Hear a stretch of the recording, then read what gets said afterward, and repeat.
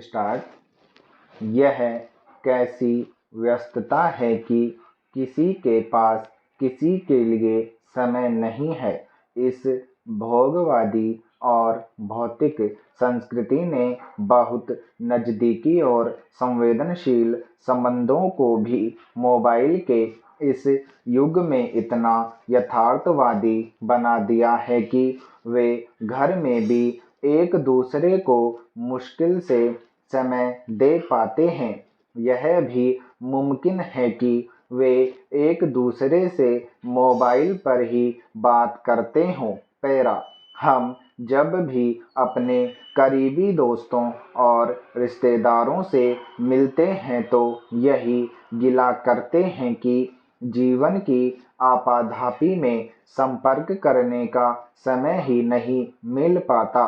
मानते भी हैं कि अधिकतर समय फोन पर या टीवी देखने में चला जाता है। हम अपने बच्चों को भी समय नहीं दे पाते क्योंकि हमारी तरह उनकी भी अपनी दुनिया और समय चक्र है। आप समय का अभाव कहें, व्यस्तता या फुर्सत न मिलने की शिकायत करें, सार यही है कि जिंदगी मशीनी हो गई है और बतियाने का समय नहीं मिल पाता।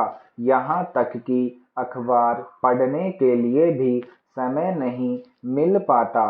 खबरें मोबाइल पर मिल जाती हैं। पैरा, समय के साथ चीजें, आदतें बदलती हैं और शौक भी बदलते हैं। कभी आपसी बातचीत का अपना सुख होता था। लोग घंटों चबूतरों पर बैठकर बतरस का आनंद लेते थे। अब वह बात नहीं रही। लोग धीरे धीरे गल्प विद्या को भी भूलते जा रहे हैं। 80 के दशक तक लोग कविता, शायरी, संगीत और नाटकों का घंटों लुत्फ उठाते थे। धीरे धीरे कुछ तो इनका चलन कम हुआ और कुछ श्रोता और दर्शकों की घटती संख्या भी इन आयोजनों की कमी का कारण रही। अब तो लोगों के पास इन गतिविधियों के लिए समय ही नहीं है। कारण वही है कि उनके पास फुर्सत ही कहाँ है। मनोरंजन के अन्य साधन जुट गए हैं। पुराने शौक कम हो गए हैं।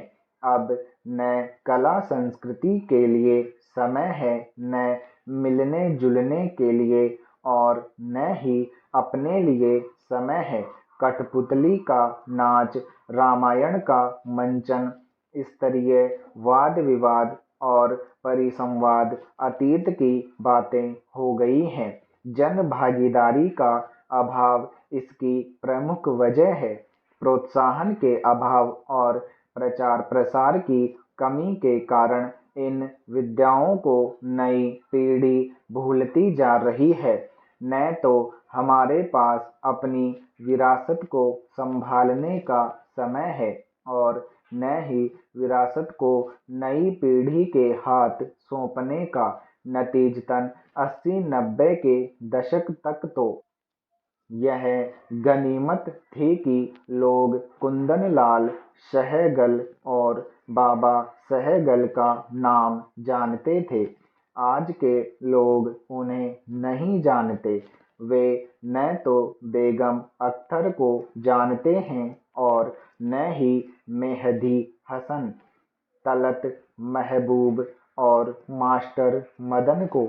यह केवल आज की समस्या नहीं है। 80 के दशक में राज सिंह डूंगरपुर के साथ उनकी कार में उनका साक्षात्कार लेने के लिए पूना जा रहे एक खेल पत्रकार ने जब कार में लता मंगेशकर का गाना सुनकर पूछा कि यह किसकी आवाज है तो राज सिंह ने गुस्से में तुरंत अपने ड्राइवर से कार रोकने और उस पत्रकार को नीचे उतरने की हिदायत दी। पैरा, बरसों से अपने बाबा दादी से नहीं मिले। छात्रावास में रह रहे बच्चे घर आने पर अगर पूछें कि ये दो बुजुर्ग कौन है, तो भला उनका क्या कसूर है, हमें कभी उन्हें मिलाने के लिए समय ही नहीं मिला। पाश्चात्य संगीत में रमने वाले अगर लता, रफ़ी, मुकेश, भीमसेन जोशी और पंडित जसराज का नाम न जाने और न ही उनका संगीत समझें, तो आश्चर्य नहीं होना चाहिए। हम वर्तमान में रहें, पर यह न भूलें कि अतीत ने ही हमें इस मुकाम पर पहुँचाया है। समय के अभाव के बावजूद हमें समस्त व्यस्तताओं में से कुछ समय निकालना होगा। यह तालमेल ही हमें सुरक्षित और जागरूक बनाए रखेगा। नया रिकॉर्ड बनाने का यह मतलब नहीं है कि पुराने रिकॉर्ड को मिटा दिया जाए, उसका उल्लेख तो होगा ही, भले ही वह संदर्भ के लिए हो। पैरा। कवि को कविता लिखने का, गायक को गाने और चित्रकार को चित्र बनाने का समय न मिले तो यह स्थिति बड़ी त्रासद होगी। जो विद्या हमारे जीवन से घुल मिल गई है और जीवन का अंग बन चुकी है, उसके बिना जीवन की कल्पना ही कैसे की जा सकती है।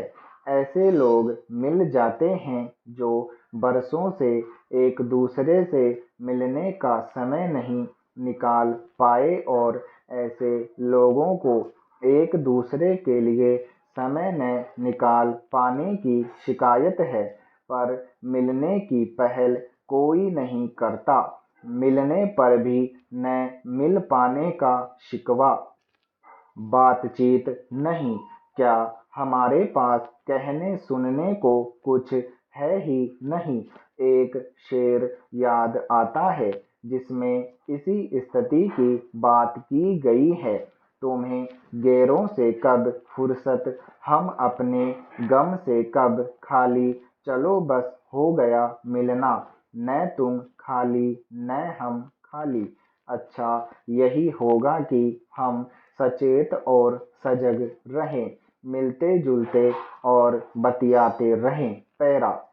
संसद की एक स्थायी समिति ने पूरे भारत में एक समान पाठ्यक्रम लागू करने का सुझाव दिया है। यह मुद्दा इसलिए भी महत्वपूर्ण हो जाता है कि अभी हाल में आई नई शिक्षा नीति के क्रियान्वयन के शुरुआती प्रयास किए जा रहे हैं।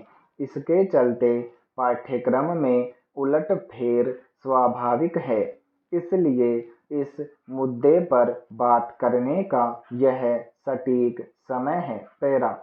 बेहतर भविष्य के लिए जरूरी है कि बेहतर रणनीति, जिसमें शिक्षा की अहम भूमिका होती है, जिसकी दिशा पाठ्यक्रम से तय होती है। अमेरिका से इसके महत्व को समझा जा सकता है, जो भारत की तरह ही ब्रिटेन का उपनिवेश रहा था।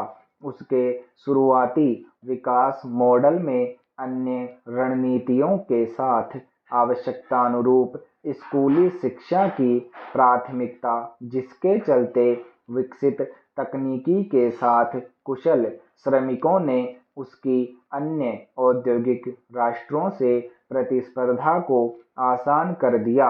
यानी शिक्षा में बड़ी लकीर खींचकर वैश्विक प्रतिस्पर्धा में बढ़त ली जा सकती है, बशर्ते पाठ्यक्रम की दशा और दिशा उचित हो। पैरा। इस प्रकार शिक्षा सुधार के क्रम में समान पाठ्यक्रम पर ध्यान केंद्रित करना महत्व का विषय हो जाता है, जिससे अखिल भारतीय स्तर पर शिक्षा की उपयोगिता सुनिश्चित हो और पाठ्यक्रम को और अधिक प्रासंगिक बनाया जा सके। स्टॉप।